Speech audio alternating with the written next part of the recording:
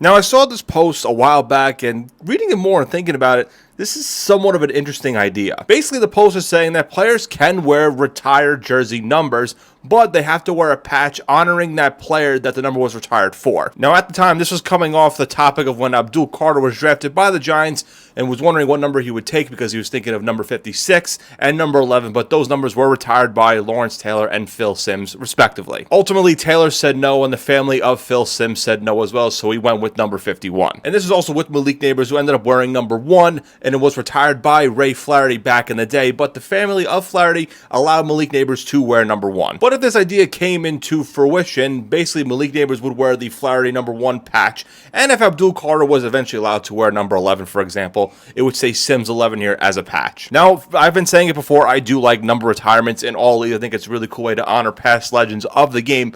But with the NFL, it's an interesting concept. Because I think with the NFL, the rosters are so large and a lot of players are limited to numbers based on their position. So it is kind of hard to find a certain number for a player if they like it or not. Now, honestly, I think that patch idea is actually kind of cool for certain teams with numbers. Like with the Giants, they ended up doing some sort of an idea with that. Like, think about it. A patch could actually work with the Cowboys, for example. Now, 88 isn't officially retired by the Cowboys, but is reserved for the high-end number 1 receivers with Michael Irvin being the first to wear 88. It went to Dez Bryant and now CeeDee Lamb because they wanted to keep that tradition. But it would be kind of cool to see like an Irving or a Dez Bryant 88 patch with this one, for an example. Now, I think the idea is really cool, but really it doesn't work for other leagues, I think, in my opinion. Look at the NBA. The rosters are so much smaller compared to the NFL, 53 to 15 or so now with the NBA. But if they were to do kind of that route, one, I don't know where they would put the patch here with the Nike logo and the advertisement patch, since the jersey is a lot shorter compared to the NFL one.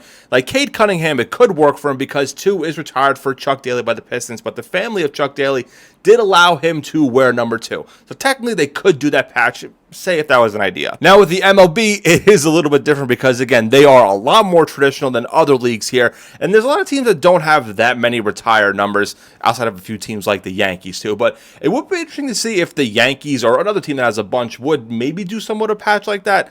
The Yankees probably won't because they are very, very traditional. But again, MLB, it may work, it may not. It's a little bit iffy. I think with NHL, there's a lot going on with the jerseys, even though it is long sleeve. You have the ad patch, the giant crest here, and stuff going on the side. So I don't know if you would do that with the NHL. So really, the NFL is the only team that I can see kind of doing this. Let me know down below, would you want to see the NFL teams kind of do something like this?